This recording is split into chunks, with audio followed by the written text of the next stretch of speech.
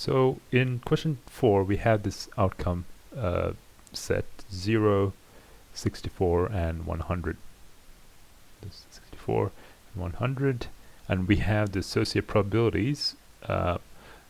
So the probabilities in event 1, so L1, will be 0.5, 0, 0.5. In the event, the second event, the probabilities will be 2/3, a sixth, and a sixth. Okay. All right. So now that we know this, the question is, how do I choose between these two options, right? So I can choose to go with situation 1 or situation 2. And how do I choose that? It all depends on the expected utility, right? So in part A, they tell you that the utility function is simply A. Okay, so x equals x kind of thing.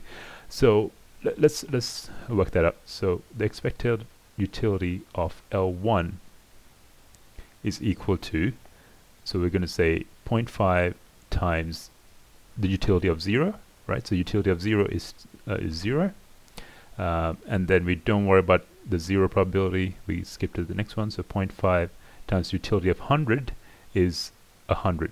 Okay, so thanks to this thing. So in this case, the expected utility of L1 is 50. Right, so now let's look at expected utility of L2. Okay, so the expected utility of L2 is going to be 2/3 times utility of 0, which is again 0, 1/6 times the utility of 64, which is 64, and then 1/6 utility of 100. Okay, so with this one, let's work it out. So what do we get over here? So it will be 82. Expected utility in L2 will be 82 on 3. So this number over here is less than 30. Okay, because 90 divided by 3 is 30. So the expected utility of L2 is less than expected utility of L1. So we're going to be choosing L1. We prefer L1 as long as we have this utility function. Okay, so let's change the utility function and show you how the answer changes. So in part B, it tells you that the utility function is this time square root of A. Okay, so in that situation, let's work out the expected utility of L1. Now, keep in mind that the probabilities don't change. Okay, so don't take the square root of probability, which is quite a common mistake. So in that case, we have 0.5 times utility of 0, which is square root of 0. We skip the 0 probability, and then 0.5 times square root of 100. Okay, so this time the answer that we get is going to be 0.5 times 10, which will be 5. The expected utility of L2 in a similar way will be 2/3 times square root of 0, 1/6 times square root of 64, and then 1/6 times square root of 100. Okay, so in this case, the final answer, so this will be, let's just factorize 1/6 out, so it will be 8 plus 10, so 18 divided by 6 is going to be 3. Okay, so L1 prevails again, but not by the same kind of margin that we had before. Okay, so the margin was like 20 or so over here, and then it's just 2 over here. Okay, so L1 is again the preferred investment, if you want to think about it that way.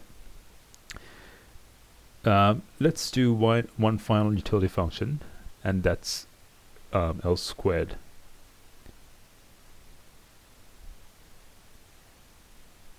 Oops, sorry. Utility of A is equal to A squared. So in this case, what is our utility function going to look like? So again, the expected utility will be 0.5 times 0 squared, okay, and then 0.5 times 100 squared. So that's utility of L1, I should have said.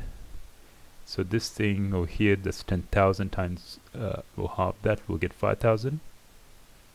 And then expected utility of L2